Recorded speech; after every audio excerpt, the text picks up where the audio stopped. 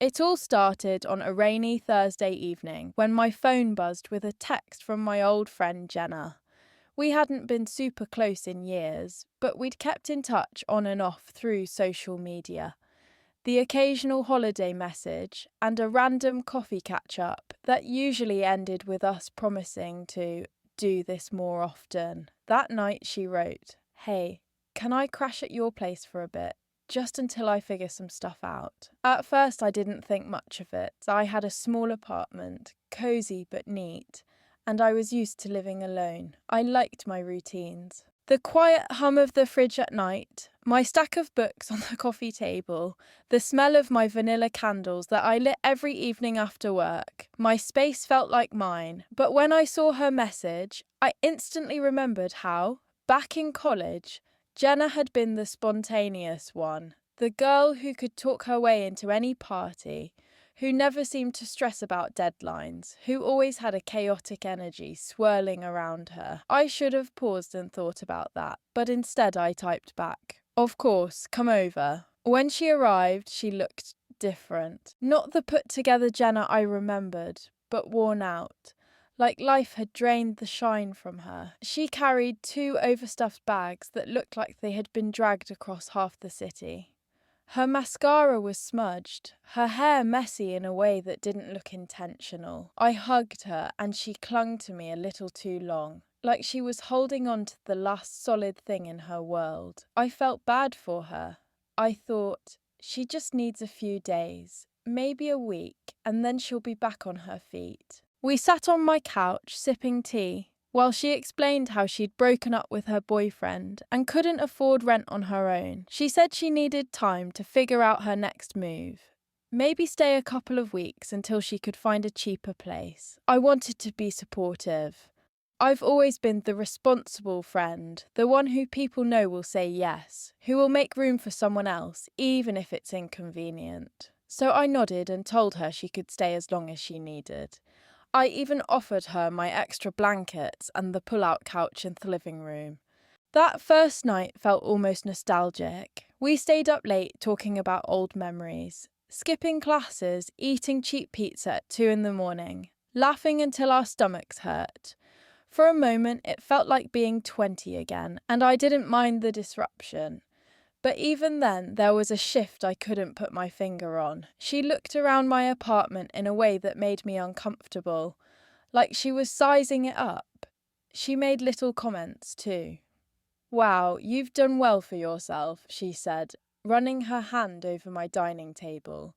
Or, "I could get used to this," when she stretched out on the couch. I brushed it off, telling myself she was just admiring my home. But something in her tone made my stomach twist. By the second day, her stuff started to spread. At first, it was just her makeup bag in the bathroom. Then her jacket thrown over the chair. Then her shoes right by the door. I'm a neat freak by nature, and I tried not to let it bother me. But by the end of the week, it looked like she had lived there for months. She left dishes in the sink, used my fancy shampoo without asking, and even rearranged my spice rack because, in her words, it just made more sense this way. I remember one morning I came into the kitchen and she was already there, cooking eggs with the radio blasting, like she owned the place. She had her hair tied up, singing loudly and badly, completely oblivious to the fact that I was standing in the doorway watching her. When she finally noticed me, she just grinned and said, "Morning, roomie," like it was the most natural thing in the world. That word, roomie, echoed in my head. It was supposed to be temporary, just a favour, just a few days. But I could feel the ground shifting under me, slowly but surely, and I didn't know how to stop it. At first I kept telling myself it was fine, that Jenna was going through a rough patch and I could handle a little mess or inconvenience. But as days turned into weeks, her presence in my apartment started to feel heavier, like an unwelcome shadow that followed me everywhere. I'd come home from work expecting my quiet sanctuary and instead find her sprawled on the couch in pyjamas, watching TV and eating snacks she bought with my groceries. I'd open the fridge and see my carefully organised shelves disrupted, containers half empty, leftovers eaten without asking. And every time I'd try to say something, she'd laugh it off and say, "You're too uptight. Relax, this place feels like home now." That sentence stung because it was my home, the one I worked hard to afford. Paying rent and bills every month on time, decorating it with my taste, building a space that reflected me, yet suddenly I felt like a guest in my own place. One evening I came back late, exhausted, and she had friends over, people I didn't even know, lounging in my living room with beer bottles on the table, music playing too loudly, and Jenna introducing me as if I was the extra person there. "Oh, hey, this is my friend. She lives here too," she said casually. Like we were equals sharing the lease, when in reality she hadn't paid a single cent. I was furious inside, but too stunned to confront her in front of everyone. So I just retreated to my bedroom and locked the door, listening to their laughter bleed through the walls while I lay in bed seething. That night I barely slept, my mind racing with anger and disbelief. And I realised I had let this situation spiral out of control. The next morning I tried to set boundaries. Telling Jenna we needed to talk, I explained that I needed my privacy and that this was supposed to be short term. But she just rolled her eyes and said, "You're being dramatic. I'm not hurting anyone. Besides, you don't even use half this space." I couldn't believe her audacity, how she dismissed my feelings so easily, twisting the narrative to make me seem unreasonable in my own home. Over time, her behaviour escalated. She started answering the door like she lived there, giving delivery drivers instructions, even signing for a package under her name. And little by little, her stuff overtook mine, her clothes hanging in my closet, her shoes lined up by the entrance, her toiletries crowding my bathroom shelves, until one day I looked around and it no longer looked like my apartment. It looked like ours, except it wasn't ours, it was mine, and the more she acted like it belonged to her too, the more I felt like I was losing control of my life. The tipping point for me came on a Saturday morning when I woke up to the sound of drilling. I stumbled out of my bedroom half asleep, and there she was in the living room, with some guy she had invited over, putting up shelves on my wall like it was her personal project. I froze in disbelief, watching her hammer nails into the plaster without even asking me. When I demanded to know what was going on, she just shrugged and said, "Relax, I'm making more space for my stuff. You'll thank me later." And the casual way she said it made my skin crawl, because this wasn't a guest being grateful. This was someone claiming territory. I remember feeling my chest tighten, a mix of anger and fear, because it was clear she wasn't planning to leave anytime soon. Later that day, when her friend left, I confronted her again, my voice shaking as I tried to explain that this was my apartment, and she had no right to make changes without asking. But she turned it around on me, saying I should be grateful for the improvements she was making, that I was being controlling and selfish, and somehow I ended up questioning myself, like maybe I was overreacting, even though deep down I knew I wasn't. It's strange how someone can manipulate you into doubting your own reality. How they can push and push until you start to wonder if you're the crazy one. Around that time, I started noticing other things too. She would intercept my mail, casually open letters addressed to me as if it was no big deal. She even answered a phone call from my landlord once while I was at work and acted like she was me. And when I found out, I felt a cold chill run through me, because it was like she was slowly erasing the lines that separated us. My friends noticed the change in me. They said I seemed more withdrawn, more anxious, and it was true. I dreaded going home because I never knew what I'd walk into. Sometimes I'd stay late at work just to avoid her. One night I came home and she had rearranged the entire living room, moved my couch, my bookshelf, even taken down one of my paintings because it didn't fit the vibe. And I remember standing there numb, staring at the empty space where my painting used to hang, thinking, how did I let it get this far? She wasn't just crashing at my place anymore, she was invading it, piece by piece, until it felt like I was the intruder in my own life. I kept telling myself I needed to grow a backbone and just kick her out. But every time I tried to build up the courage, something inside me hesitated. Maybe it was guilt because she had come to me broken and desperate. Maybe it was fear of confrontation because Jenna had a sharp tongue and could make you feel 2 inches tall in seconds. Or maybe it was the part of me that still remembered the good times and wanted to believe she wasn't really trying to take advantage of me.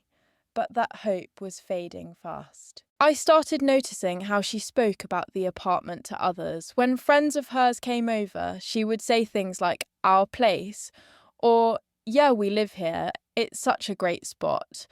And each time those words stabbed at me, I'd force a smile, but inside I was boiling. One afternoon, I overheard her on the phone with someone, and she said, "Yeah, I've basically moved in. It's like my place now." And my hands actually started shaking. I had to grip the counter to steady myself. I realised she wasn't planning to leave. Not at all.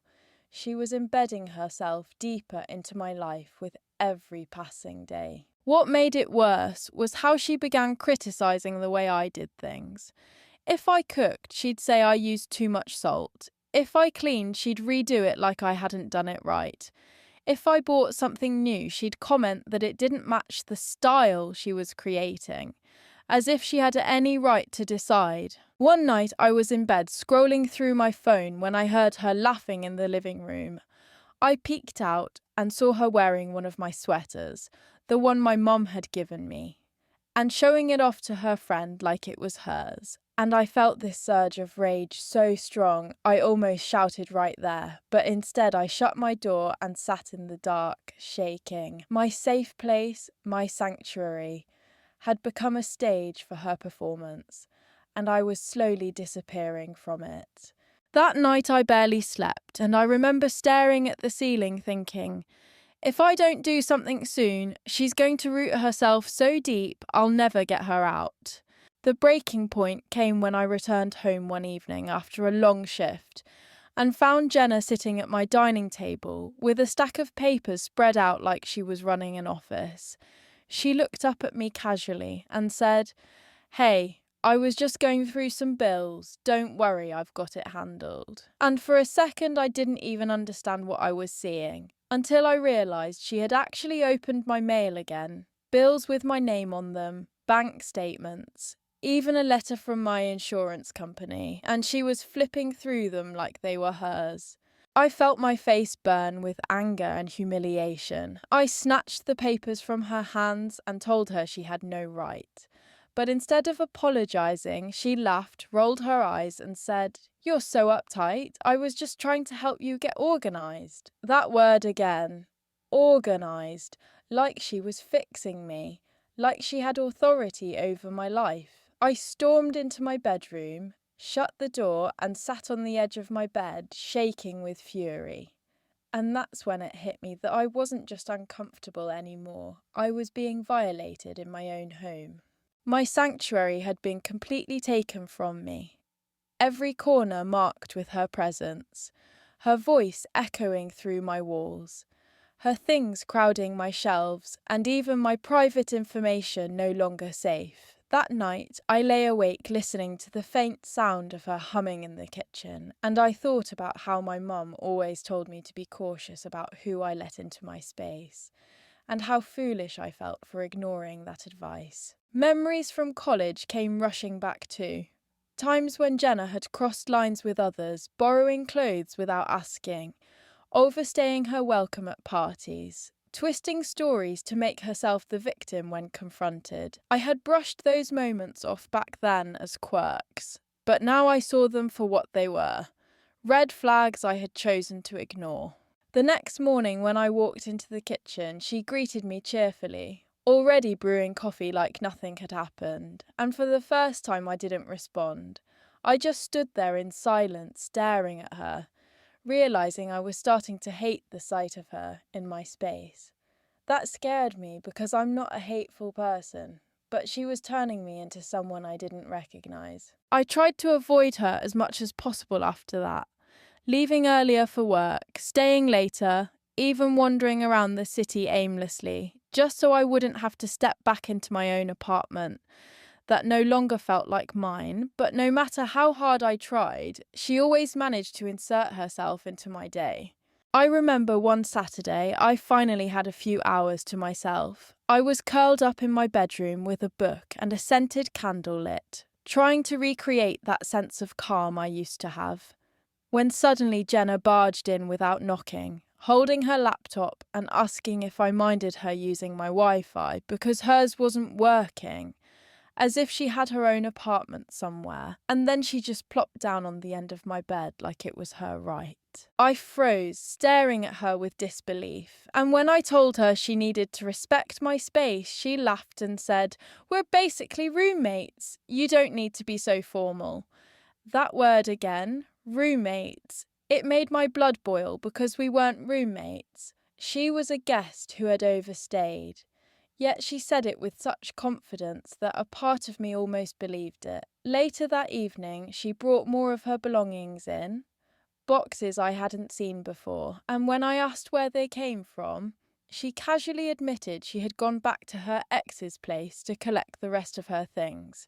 I stood there stunned as she unloaded them into my hallway, blocking the entrance so that I could barely walk through. My small apartment now looked like a storage unit, overflowing with clothes, boxes, random trinkets, and everywhere I turned, I bumped into a piece of her life crowding mine. I started to lose little rituals I cherished. Cooking dinner in peace, sitting by the window with tea, playing my favourite music softly at night. Because every time I tried, she was there, criticising, interrupting, or blasting her own playlist. Even my cat, who usually adored curling up next to me, started spending more time with her because she would bribe him with treats, and that tiny betrayal hurt more than I expected. One night, lying awake listening to her snoring on the couch, I felt tears sting my eyes because it hit me that I had lost control.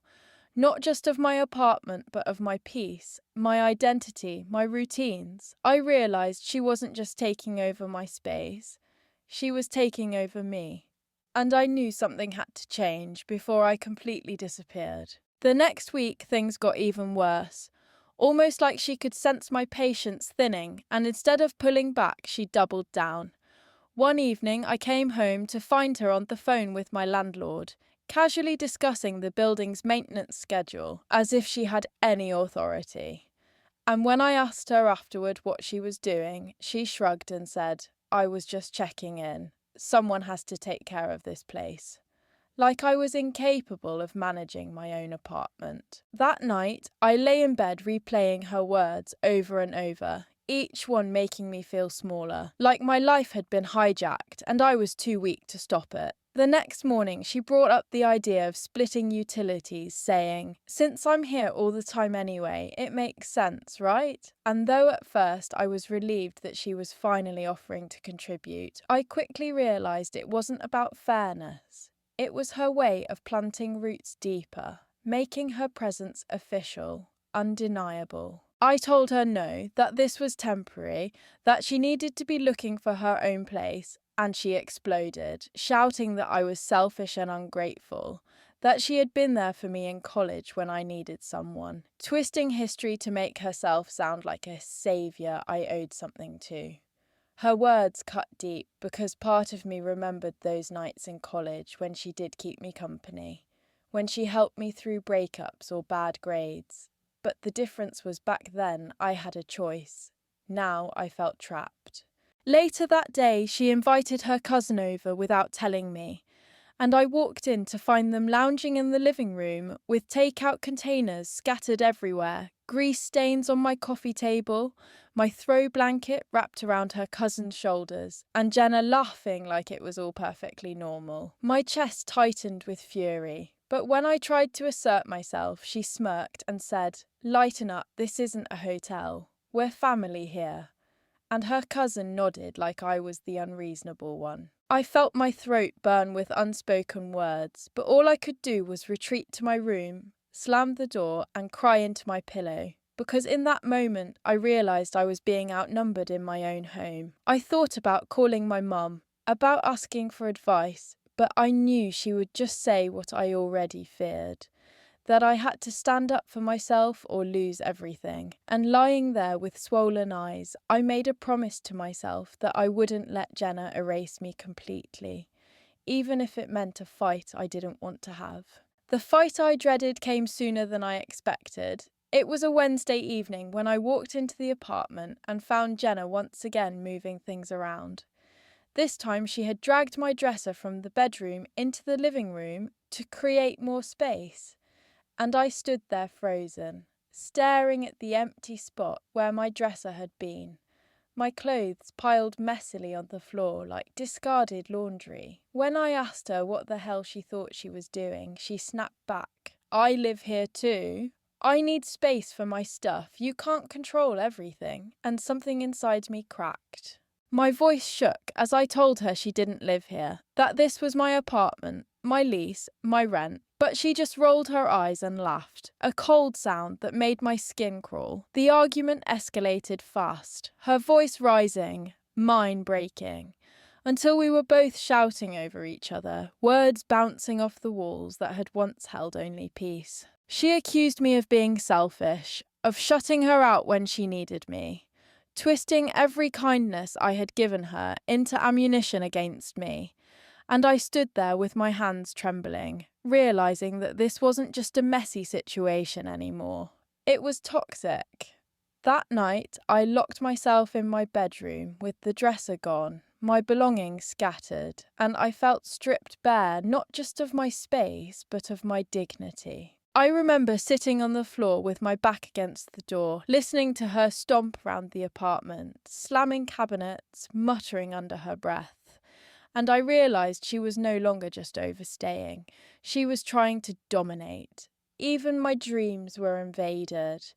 I woke up from nightmares of being pushed out of my own home, standing on the street watching her wave at me from my window. I knew then that this wasn't sustainable, that either I would break down completely or I would have to fight back. The next morning I looked at myself in the mirror, eyes puffy and hair tangled, and whispered out loud, "You have to take your life back." Because if I didn't, Jenna would make sure I disappeared from my own story. The next few days felt like walking on glass. Every time I tried to avoid her, she found ways to corner me, asking invasive questions about my job, about my schedule, even commenting on my bank app when she happened to glance over my shoulder. It was suffocating. I remember coming home late one evening after grabbing dinner with a co-worker just to stay away from the apartment and finding the locks on my door strangely stiff, like they had been tampered with. And when I finally got inside, she was sitting on the couch scrolling through her phone, acting like nothing was wrong. But my gut told me she had been trying to make the place hers in more ways than just clutter.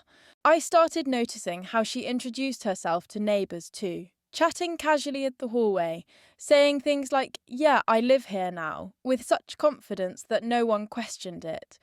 And it chilled me to the bone because I realised she was building a story where I was the outsider. One afternoon, I overheard her on the phone bragging to someone about how she had the perfect setup and wasn't planning to leave anytime soon. And the smugness in her voice made my hands clench into fists. I couldn't sleep that night, tossing and turning, thinking about how much of myself I had already lost. And I remembered how much effort it had taken me to secure this apartment in the first place. Working double shifts, saving every extra penny, carrying heavy furniture up the stairs alone until my back ached. And I thought about how unfair it was that she was trying to steal it all without lifting a finger.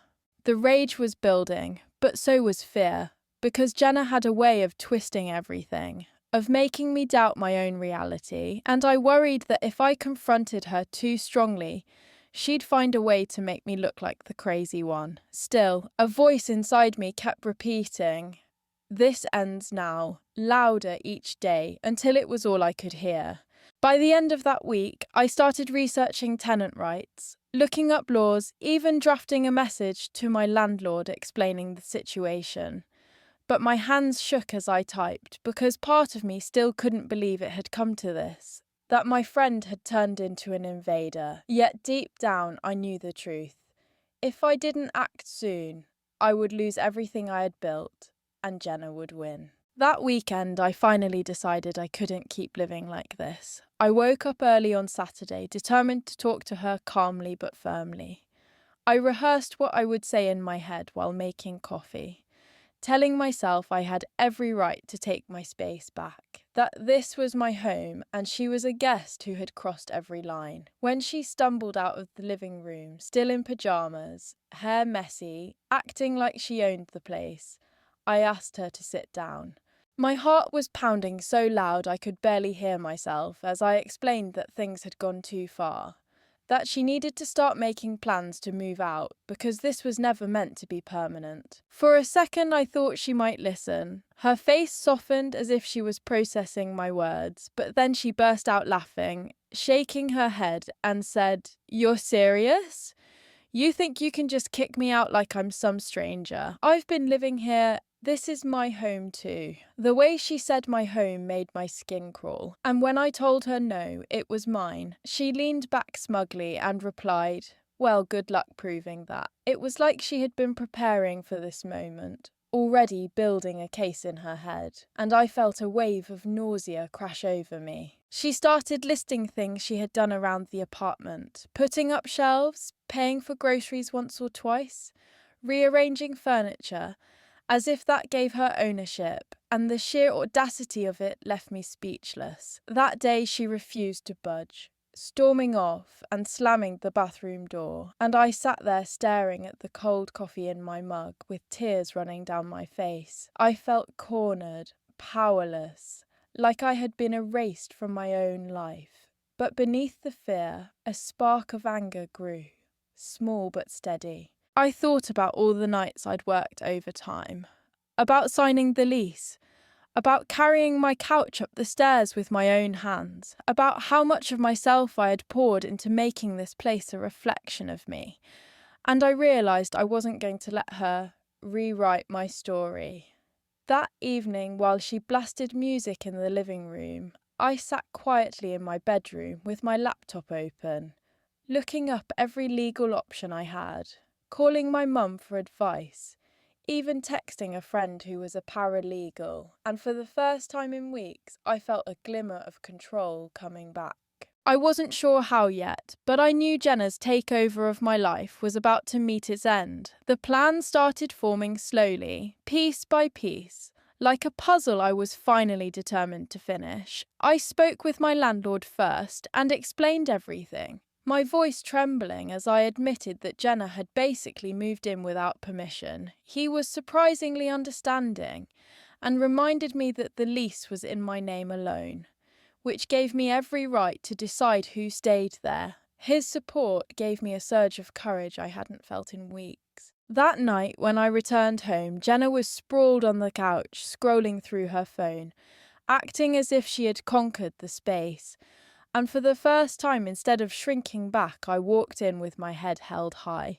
I didn't say much, but she noticed something different in my tone when I told her to clean up the mess she had made in the kitchen. She smirked and muttered something under her breath, but she did it, and in that moment I knew I had rattled her. Over the next few days, I started reclaiming small things, moving my dresser back into my room, taking down the shelves she had put up, reorganising my kitchen exactly the way I liked it, and each act felt like breathing again after being underwater. She noticed, of course, and her comments became sharper. She accused me of being passive-aggressive, of trying to push her out, and I no longer denied it.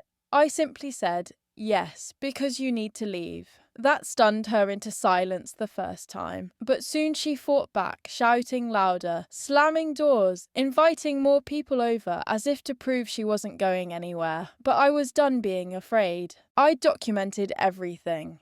Photos of her mess, texts where she admitted she was basically living there, even receipts showing I paid every bill, and I kept them in a folder, ready in case she tried to fight legally. One night after another heated argument, where she told me she deserved to stay because I owed her, I calmly looked her in the eyes and said, "No, Jenna.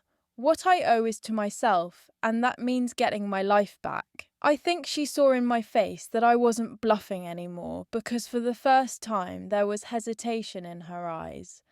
A flicker of doubt that she might actually lose the battle she thought she had already won. That tiny shift gave me the strength I needed to prepare for the final step, telling her outright that her time was up, and if she didn't leave willingly, I was ready to make it official. The final confrontation came on a Sunday afternoon. Sunlight streaming through the blinds while my stomach churned with nerves. I had rehearsed my words over and over, but when I finally faced Jenna, my voice still shook. I told her clearly that she had until the end of the week to pack her things and go, that if she refused, I would involve the landlord and, if necessary, the police, because enough was enough. For a moment, she just stared at me, her mouth slightly open like she couldn't believe I had finally stood up to her.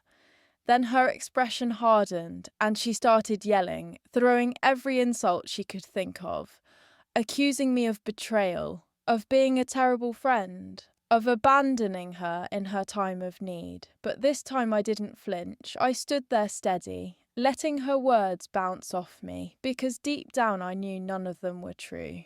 She wasn't a victim. She was someone who had crossed every boundary and tried to take over a life that wasn't hers. By midweek, she had started packing, slamming boxes around, muttering curses under her breath. And though it was tense and ugly, I felt a wave of relief washing over me with every item that disappeared from my space. On Friday morning, she finally left, dragging her last bag out the door, and when it slammed shut behind her, I sank onto my couch and cried, not from sadness, but from pure exhaustion. From the release of weeks of tension that had been poisoning me. My apartment looked messy and scarred. Holes in the wall where she had drilled, stains on the carpet, shelves crooked, but it was mine again, and the silence that filled the room was the sweetest sound I had ever heard. That night I lit a candle, sat by the window with a cup of tea, and for the first time in what felt like forever, I breathed deeply without fear of interruption. The walls no longer felt like they were closing in. They felt like they were hugging me, reminding me I was home. I thought about how easily kindness can be twisted when given to the wrong person. How guilt and hesitation can trap you in a situation that steals your peace. And I promised myself I would never ignore those early warning signs again. Jenna taught me that sometimes people don't just take advantage of you. They try to erase you, and if you don't fight back, you risk losing yourself entirely. It wasn't easy, it wasn't clean, but I got my life back, and in a strange way, I felt stronger for having gone through it. This was my home, my story, my voice, and no one would ever take that from me again.